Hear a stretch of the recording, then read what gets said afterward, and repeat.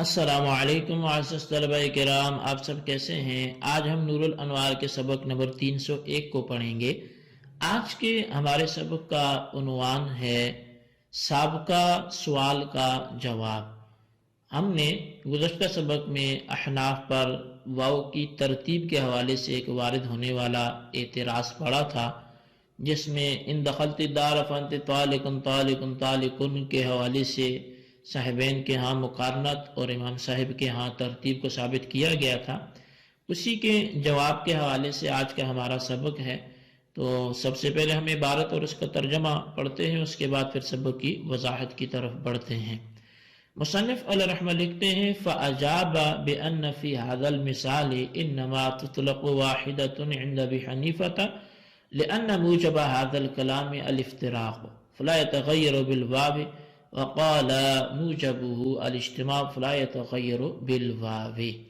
پس مصنف نے اس سوال کا یہ جواب دیا کہ مذکورہ مثال میں امام ابو حنیفہ کے نزدیک ایک طلاق واقع ہوگی، اس لیے کہ اس کلام کا مقتضا طلاقوں کا الگ الگ ہونا ہے، لہذا وہ واو کی وجہ سے متغیر نہیں ہوگا۔ اور صاحبین کی نے فرمایا کہ اس کلام کا مقتضا وہ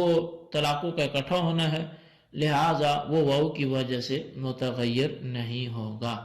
یعنی ان ھذا الترتیب عنده والمقارنة عندهما لم يجی من الواو بل من موجب الکلام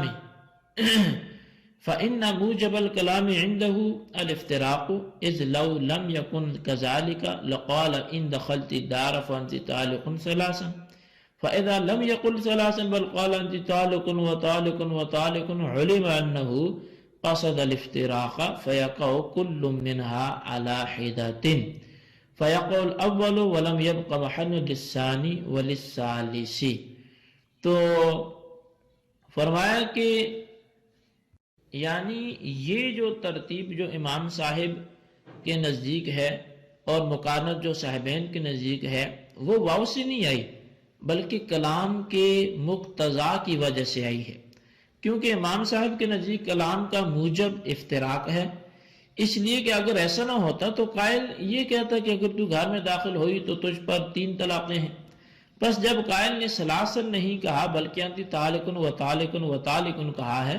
تو معلوم ہو گیا کہ اس نے افتراق کا ارادہ کیا ہے، لہٰذا ان میں سے ہر ایک علیحدہ واقع ہوگی، بس پہلی طلاق واقع ہو جائے گی اور دوسری اور تیسری کے لیے کوئی محل باقی نہیں رہے گا۔ وعندهما موجب الكلام الاجتماع لأنه لو لم يكن كذلك لما علق الثلاث كله بشرط واحد فإذا علقه جملة وقع جملة واحدة وقد مال فخر الاسلام وصاحب التقویم الى رجحان قولهما فی وقوع الثلاث۔ فرمایا کہ صاحبین کے نزدیک اگر بات کی جائے تو ان کے نزدیک کلام کا موجب اجتماع ہے، اس لیے کہ اگر ایسا نہ ہوتا تو قائل تینوں کو ایک شرط پر معلق نہ کرتا، بس جب اس نے سب کو ایک کے ساتھ معلق کر دیا تو وہ سب ایک ساتھ واقع ہوں گی۔ اور فخر الاسلام اور صاحب تقویم کا میلان وقوع ثلاث میں صاحبین کے قول کے راجع ہونے کی طرف ہے۔ وهذا كله اذا قدم الشرط وان اخره بان قال انت طالق وطالق وطالق ان دخلت الدار فيقع الثلاث اتفاقا لانه وجد في اخر الكلام ما يغير اوله وهو الشرط فتوقف الاول على اخره فيقعن جملة۔ فرمایا کہ یہ سارے کا سارا جو اختلاف ہے یہ اس صورت میں ہے جب قائل نے شرط کو مقدم کیا ہو، اور اگر اس نے شرط کو مؤخر کیا بہی طور پر کہ انتی طالقن و طالقن و طالقن ان دخلت دارا کہا تو بالاتفاق 3 طلاقیں واقع ہوں گی، کیونکہ کلام کے آخری حصے میں ایسی چیز پائے گی جو کلام کے اول حصے کو بدل دیتی ہے اور وہ شرط ہے، بس کلام کا اول حصہ اس کے آخری حصے پر معلق ہو گیا، لہذا 3 طلاقیں ایک ساتھ واقع ہو جائیں گی۔ جی طلبہ کرام، یہ ہمارے آج کے سبق کی عبارت اور اس کا ترجمہ تھا جو آپ نے سماعت کیا۔ آئیے اب اس کی وضاحت کی طرف بڑھتے ہیں۔ مذکورہ سوال کا جواب یہ ہے کہ مذکورہ جو مثال 3 دخلت الدار فانت طالق و طالق و طالق، اس میں دخول دار کے وقت امام صاحب کے نزدیک ایک طلاق کا واقع ہونا اور صاحبین کے نزدیک 3 طلاقوں کا واقع ہونا اس لیے نہیں ہے کہ امام صاحب کے نزدیک واو ترتیب کے لیے اور صاحبین کے نزدیک واو مقارنت کے لیے، جیسا کہ معترض نے یہی سمجھا، بلکہ اس لیے ہے کہ امام صاحب کے نزدیک اس کلام کا موجب اور مقتضا افتراق ہے، یعنی طلاقوں کے درمیان ترتیب واو سے نہیں پیدا ہو رہی بلکہ طلاقوں کو یکے بعد دیگرے ایسے طور پہ ذکر کرنے سے پیدا ہوئی ہے کہ طلاق اول بلا واسطہ شرط پر معلق ہے، اور طلاق ثانی طلاق اول کے واسطے سے معلق ہے، اور طلاق ثالث طلاق اول اور ثانی کے واسطے سے معلق ہے۔ اور دلیل اس کی یہ ہے کہ اگر اس کلام کا مقتضا افتراق نہ ہوتا، یعنی علیحدہ علیحدہ طلاقیں واقع کرنا نہ ہوتا، تو قائل تینوں طلاقوں کو یک بعد دیگرے الگ الگ ذکر نہ کرتا بلکہ تینوں کو ایک ساتھ یک بارگی ذکر کر کے یوں کہتا ان دخلتی دارا فانتی طالق ثلاثا۔ پس جب قائل نے ثلاثا ذکر نہیں کیا بلکہ انتی طالق و طالق و طالق کہا ہے، تو معلوم ہو گیا کہ قائل کا مقصود افتراق ہے، یعنی قائل تینوں کو الگ الگ کر کے واقع کرنا چاہتا ہے۔ تو بہرحال جب اس کلام کا موجب اور افتراق یہی ہے، اور افتراق کلمے واو کی وجہ سے متغیر نہیں ہوتا کیونکہ واو مطلق جمع کے لیے ہے اور مطلق جمع افتراق میں بھی موجود ہے، یعنی واو جو مطلق جمع کے لیے ہے اس کی وجہ سے افتراق زائل نہیں ہوگا، یعنی چند چیزیں الگ الگ مذکور ہونے کے باوجود جمع ہو سکتی ہیں۔ پس جب اس کلام کا مقتضا اور موجب افتراق ہے، یعنی یکے بعد دیگرے الگ الگ تینوں کو ایک شرط پر معلق کیا گیا، تو یہ تینوں طلاقیں اسی انداز پر الگ الگ واقع ہوں گی جس انداز پر ان کو معلق کیا گیا ہے، یعنی پہلی طلاق جو بلا واسطہ شرط پر معلق ہے وہ پہلے واقع ہوگی، اور دوسری طلاق جو ایک واسطے سے معلق ہے وہ اس کے بعد دوسرے نمبر پہ واقع ہوگی، اور تیسری طلاق جو 2 واسطوں یعنی طلاق اول اور طلاق ثانی کے واسطے سے معلق ہے وہ تیسرے نمبر پر واقع ہوگی۔ اور جب یہ طلاقیں الگ الگ واقع ہوئیں تو غیر مدخول بہا عورت پہلی طلاق پڑتی بائن ہوگی، مگر چونکہ غیر مدخول بہا پر عدت واجب نہیں ہے اس لیے وہ پہلی طلاق کے بعد دوسری اور تیسری طلاق کے لیے محل باقی نہیں رہے گی، اور جب وہ پہلی طلاق کے بعد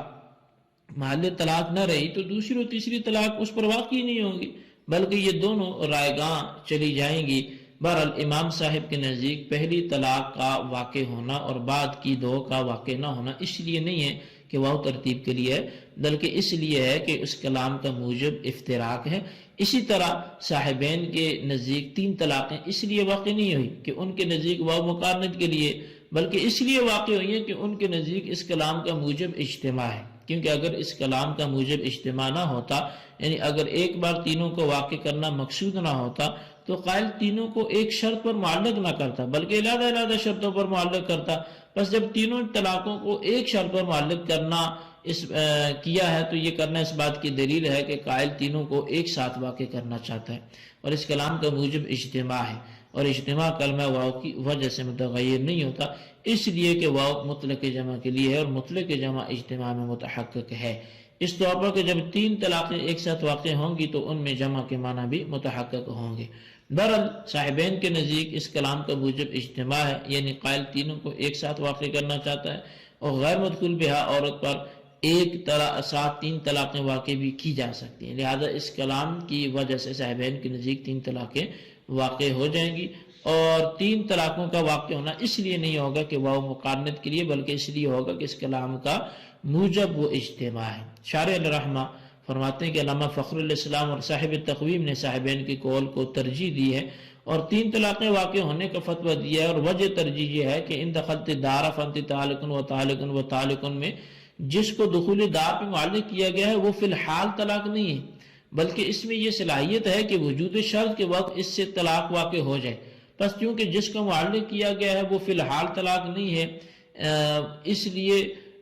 وہ وصف ترتیب کو بھی قبول نہیں کرے گا، کیونکہ وصف موصوف سے مقدم نہیں ہوتا، لہذا جب موصوف یعنی طلاق ہی موجود نہیں ہے تو ترتیب بھی موجود نہیں ہوگی، اور اعتبار اس وقت کا ہوگا جس وقت طلاق واقع ہوگی، یعنی دخول دار کی حالت میں اعتبار ہوگا، اور دخول دار کے وقت کوئی ایسی چیز موجود نہیں ہے جو وقوع طلاق کے متفرق ہونے کو ثابت کرے، بلکہ جو ہی عورت گھر میں داخل ہوگی اس پر معلق شدہ 3 طلاقیں بیک وقت واقع ہو جائیں گی۔